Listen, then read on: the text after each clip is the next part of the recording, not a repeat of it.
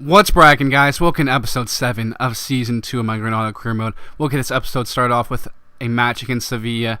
Always been a tough team, for us in this career mode. Last season they were very tough, and Vitolo, Vidal, and Gamero really did this I remember in the previous season.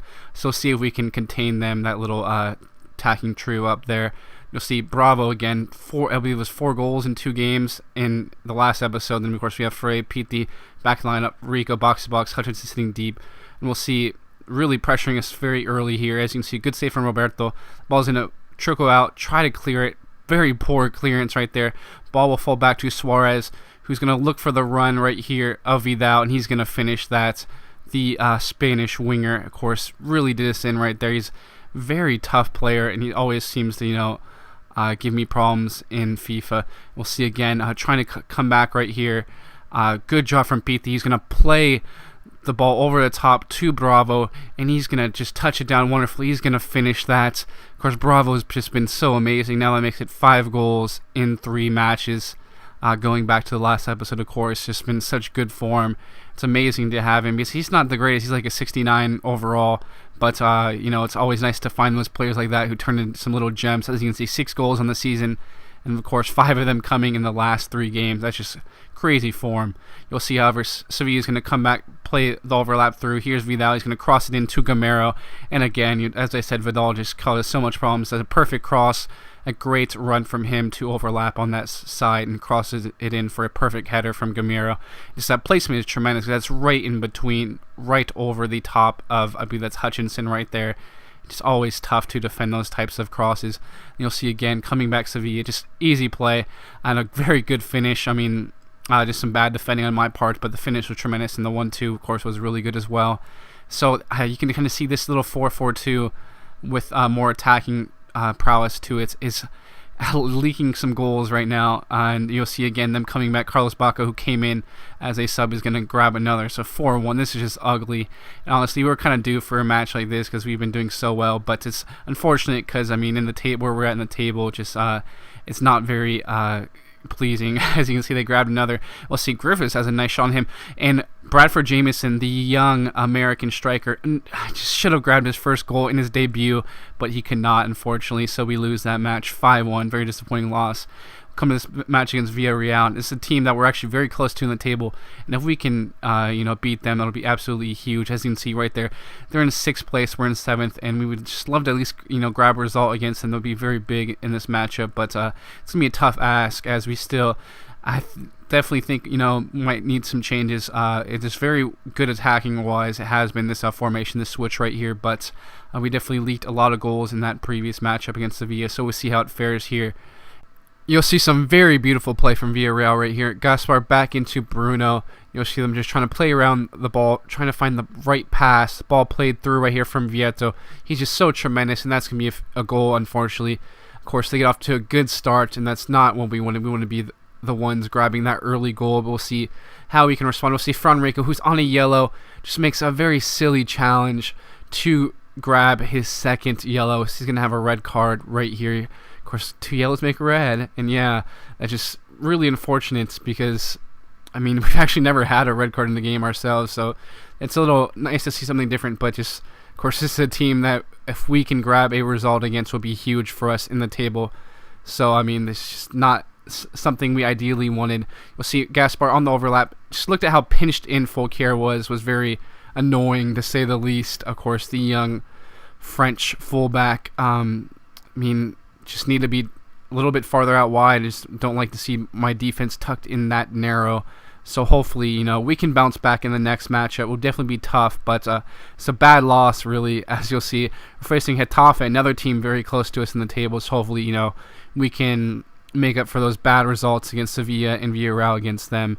As you'll see in the table again, 6th place, and of course, Villarreal jumped all the way to 4th. Just imagine if you would have grabbed the win against them. That would have been absolutely just gigantic, huge. 4-2-3-1 from Getafe right here. But as I was saying, I mean, it's just really unfortunate to drop these points and get into bad form at this moment. But I'm not sure if it's because of the quality of our team or whatever. But as you see, Griffith is gonna step in right there for Franrico in central midfield. And you'll see, doesn't get started out well for us again. As you see, Unfortunately, Hutchinson goes down with injury. You just see the ball just stops right there, and we're trying to grab the ball, and it's going to be volleyed in right there from Samir. Just a crazy stuff going on in the box. Of course, we couldn't get the ball basically because Hutchinson was down. All we had to do was try to clear it, but of course, the physics in the game can be just an absolute fucking joke and a mess sometimes. Really hope they can clean up some of the bugs because it's been kind of going a while. As much as they kind of praise the physics, as you can see right there, it's just ridiculous what happened. And of course, that's a very good volley, though, I have to say, but shouldn't have even happened, really. Here you'll see Getafe putting some more pressure on us. Ball played back out wide, cut in, and a good ball in that just really splits the defense right here. Ball played back out, and fortunately, Winston Reid brought down the Getafe player right there. Very poor challenge, a little bit, might say it's a little bit controversial, but we'll see. Castro comes up to take this penalty. He's going to hit it to the right of Roberto. Unfortunately, he goes the wrong way, and Getafe will go up to a 2-0 lead. That's just very frustrating because, all these past few games, we've just really been out of sync, it seems like, and after, the incredible form we were in the previous episode, it's very up and down like a mid-table team is basically what it is. You'll see an excellent save there, however, from Roberto. Look at that, just denying Getafe a third goal. You'll see Neon very active on the overlap right here. We actually have both our fullbacks set to overlap consistently. I think it's always overlap. And we'll see a ball played here. Itura is going to pick up the cross from Bravo. Ball played to PT on that overlap. He's going to cut in and take this shot. Somehow goes in. You'll see it hits off of the goalkeeper's arm and goes in. You'll see PT. He's been really good for us. Of course, he had the assist early on in the first matchup against Sevilla. Just tremendous stuff. Of course, defensively won the ball and played an excellent ball over the top to Bravo.